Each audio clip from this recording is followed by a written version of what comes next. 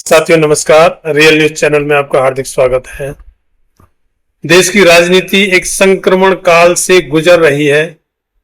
उथल पुथल का माहौल बना हुआ है। प्रधानमंत्री मोदी जी कई तरफ से घिर रहे हैं। एक तरफ आरएसएस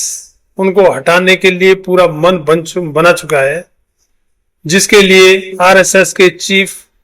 मोहन भागवत ने केरल में एक संदेश दिया, जहां सभा में उन्होंने कहा कि हमारे आरएसएस के एक वरिष्ठ कार्यकर्ता पिंगले जी को जब 75 साल की उम्र होने पर जो प्रोग्राम में शॉल उड़ाया गया था, तो उन्होंने कहा था कि 75वीं साल का शॉल इस बात का संकेत होता है कि अब आप हट जाएं और दूसरों को मौका दें। इस बात को देश के मीडिया में इसी बात से जोड़ा गया था कि देश के प्रधानमंत्री नरेंद्र मोदी जी की उम्र 17 सितंबर 2025 को 75 साल की होने जा रही है। हालांकि भारतीय जनता पार्टी में इस बात का कोई कानून या नियम नहीं है कि 75 साल में रिटायर होना ही होगा, लेकिन 2014 में प्रधानमंत्री नरेंद्र मोदी जी द्वारा सत्ता संभालने पर अपनी पार्टी के कुछ वरिष्ठ नेता, जिनमें मुरली मनोहर जोशी, लालकृष्ण आडवाणी, यशवंत सिन्हा आदि को 75 साल से ज्यादा उम्र होने पर उनको मार्गदर्शक मंडल में भेज दिया गया था। तो तब से यही माना जा रहा है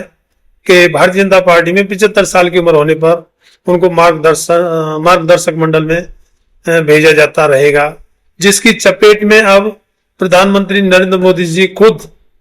आने वाले हैं, क्योंकि उनकी उम्र 17 सितंबर 2025 को 75 साल की होने जा रही है। तो एक तरफ आरएसएस का दबाव और इसके अलावा आरएसएस का भारतीय जनता पार्टी पर एक और दबाव बढ़ गया है कि जैसे 2024 के लोकसभा चुनाव से पहले भारतीय जनता पार्टी के राष्ट्रीय अध्यक्ष जेपी नड्डा द्वारा कहा गया था कि अब भारतीय जनता पार्टी बड़ी पार्टी बन गई है और अपने डिसीजन वो खुद ले सकती है और उन्हें अब आरएसएस की कोई जरूरत नहीं है। तो तब से आरएसएस और आशंकित हो गया और उसने अब जो मांग बढ़ाई है, जैसा कि सूत्र बताते हैं या मीडिया में चर्चा है कि आरएसएस ने कहा है या तो प्रधानमंत्री का पद आरएसएस को दें या भारतीय जनता पार्टी के अध्यक्ष का पद आरएसएस को दें।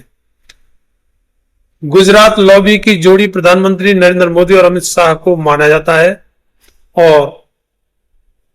मोदी और अमित शाह के लिए आरएसएस की तरफ से यह निर्देश है कि चाहे वो प्रधानमंत्री पद भारतीय जनता पार्टी अपने पास रख ले या भारतीय जनता पार्टी का अध्यक्ष पद अपने पास रख ले, एक पद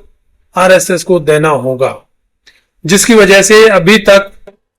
भारतीय जनता पार्टी अपना राष्ट्रीय अध्यक्ष का चुनाव नहीं कर पाई है, जबकि वर्तमान जो राष्ट्रीय अध्यक्ष भारतीय जनता पार्टी के चल रहे हैं जेपी नड्डा, उनका कार्यकाल जनवरी 2023 में ही खत्म हो चुका था।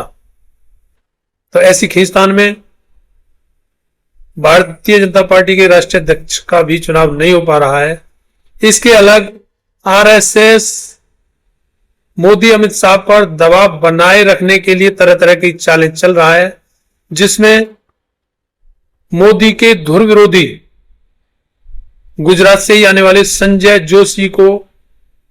आगे लाया जा रहा है और उनको भारतीय जनता पार्टी का अध्यक्ष बनाए जाने की पेशकश आरएसएस की तरफ से हो रही है, जो मोदी अमित शाह कभी भी नहीं चाहेंगे। इसीलिए इन्हीं वजहों से भारतीय जनता पार्टी का राष्ट्रीय अध्यक्ष का चुनाव अभी तक नहीं हो पा रहा है। इसके उलट प्रधानमंत्री नरेंद्र मोदी जी, जिसको अपना best friend, my best friend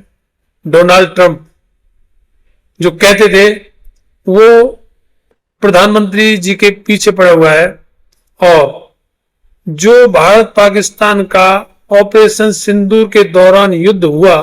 या युद्ध जैसे हालात बने, उनका 10 मई को जैसे सीज फायर हुआ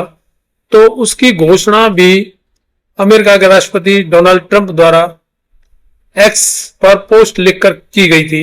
या जानकारी दी गई थी, जिसके बाद में भारतीय अधिकारियों ने उसकी जानकारी दी। इसी से संबंधित अमेरिकी राष्ट्रपति डोनाल्ड ट्रंप अब तक, जैसा कि मीडिया वाले बताते हैं, कि 29 बार डोनाल्ड ट्रंप पब्लिक मंच पर कह चुके हैं कि भारत पाकिस्तान का युद्ध उन्होंने बंद कराया या उन्होंने, डोनाल्ड ट्रंप ने सीज फायर कराया, जिसके लिए व्यापार की धमकी दोनों देशों को दी गई थी और जिस पर दोनों देश मान गए थे। अब अमेरिकी राष्ट्रपति बार बार यही बात दोहराते हैं, लेकिन हमारे देश के प्रधानमंत्री नरेंद्र मोदी जी इसका एक बार भी खुद जवाब नहीं दे पाए हैं कि यह सीज फायर हमने खुद किया था, डोनाल्ड ट्रंप या किसी अन्य ने नहीं। क्योंकि भारत एक संप्रभु राष्ट्र है जो अपने फैसले खुद करने में सक्षम है और किसी दूसरे को इसमें हस्तक्षेप करने की अनुमति नहीं होती है। तो ऐसे में डोनाल्ड ट्रंप बार बार कह रहे हैं लेकिन मोदी जी उसका जवाब नहीं दे रहे हैं। तो भारतीय राजनीति में इसका बड़ा शोर है। दूसरी तरफ अमेरिका से जो व्यापार के मामले में जो बात चल रही थी, टैरिफ लगाने की बात जो चल रही थी, उसमें अमेरिका ने अब भारत पर 25% टैरिफ लगा दिया है, घोषणा कर दी है, जिसको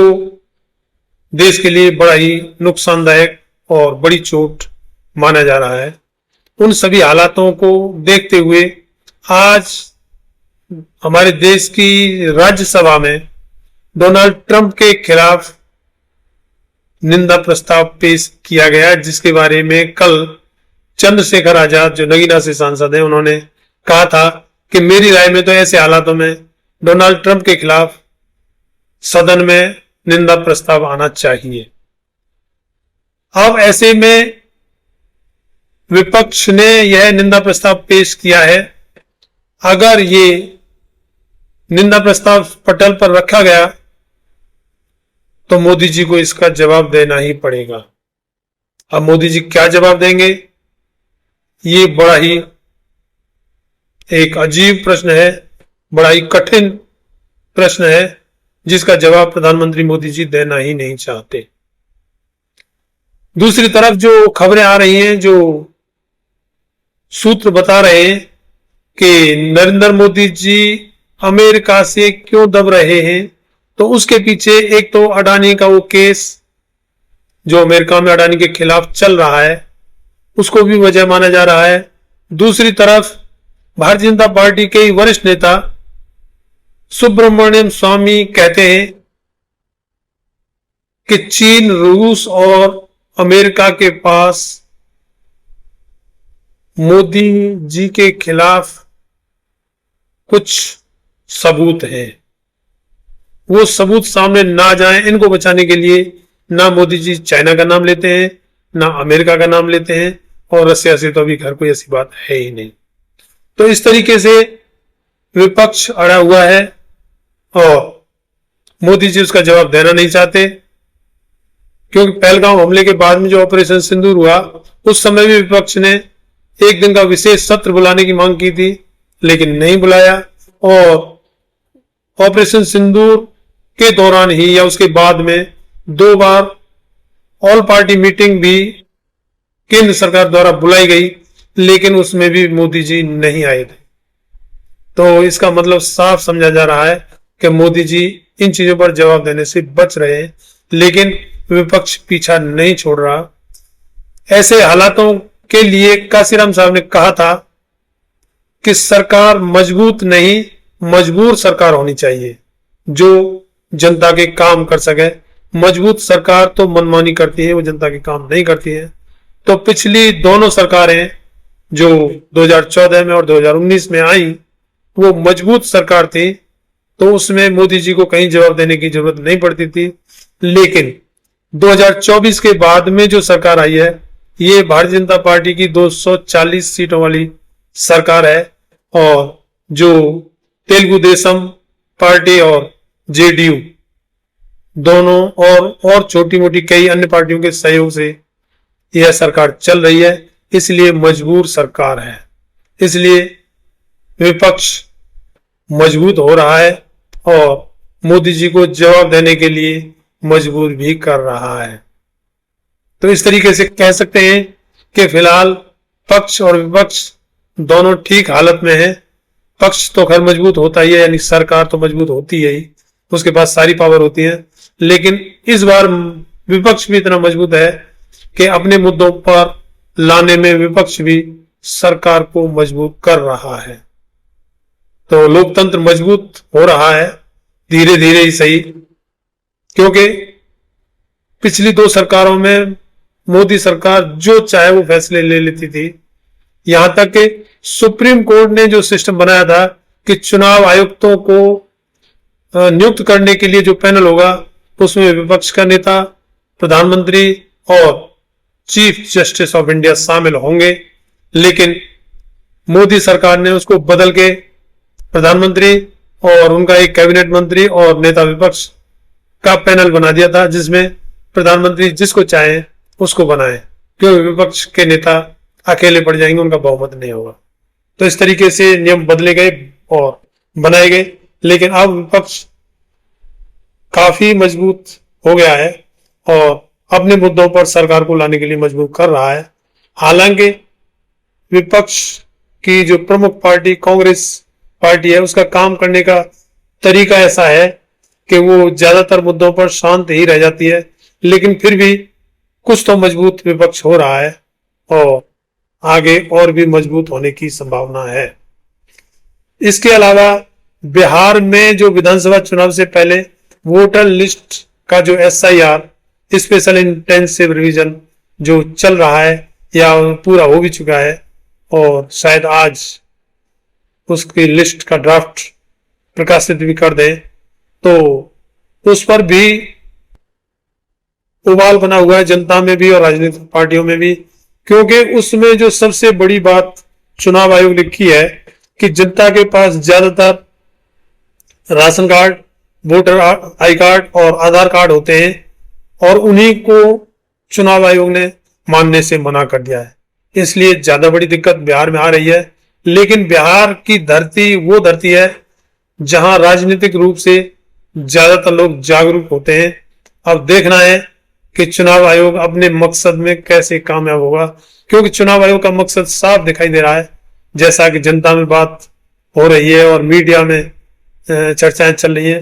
कि चुनाव आयोग भारतीय जनता पार्टी को जिताने के लिए जो विपक्ष के वोटर हैं, SC ST OBC और माइनॉरिटी, उनके ज्यादा से ज्यादा वोट काटने की कोशिश चुनाव आयोग कर रहा है, जिससे कि भारतीय जनता पार्टी की जीत सुनिश्चित हो जाए। हालांकि ये बात देश के लोकतंत्र के लिए एक कलंक की तरह है, लेकिन फिलहाल है और जो चर्चाएं चल रही हैं, तो मामला सुप्रीम कोर्ट में भी है, जिसमें 11-12 अगस्त को फिर से सुनवाई होगी, जबकि देश की जनता को, मीडिया को, प्रबुद्ध वर्ग को, सभी लोगों को विश्वास था कि ऐसे हालातों में जब बिहार में एक कुत्ते का भी आवास प्रमाण पत्र बन सकता है, तो ऐसे में सुप्रीम कोर्ट शायद SIR की प्रक्रिया को ही रद्द कर देगा या उसमें voter I card, Aadhaar card और राशन कार्ड को भी सबूतों के तौर पर शामिल करवाएगा। लेकिन अभी तक ऐसा कोई आदेश माननीय उच्च न्यायालय की तरफ से भी नहीं आया है कि प्रक्रिया रद्द हो या इसमें आधार कार्ड और वो शामिल किए ही जाएंगे। माननीय उच्चतम न्यायालय उसमें सलाह दे देता है कि चुनाव आयोग को ये भी शामिल करने चाहिए। तो इस तरीके से कहा जा सकता है कि लोकतंत्र मजबूत हो रहा है और जो चीजें पिछली दोनों सरकारों में एक तानाशाही की तरफ जा रही थी या तानाशाही माना जा रहा था और मंदिर, मस्जिद, हिंदू मुस्लिम, शमशान, कब्रिस्तान आदि की जो बातें हो रही थी, उनसे भी थोड़ा सा निकलने की कोशिश देश की राजनीति कर रही है। इस वीडियो में इतना ही। पोस्ट अच्छी लगी हो तो चैनल को सब्सक्राइब, लाइक, शेयर और कमेंट में अपनी राय जरूर दें कि क्या निंदा प्रस्ताव डोनाल्ड ट्रंप के खिलाफ भारतीय संसद में पास हो सकता है या वो पटल पर रखा भी जा सकता है या उसमें क्या अन्य कठिनाई है। धन्यवाद। जय भीम, जय भारत।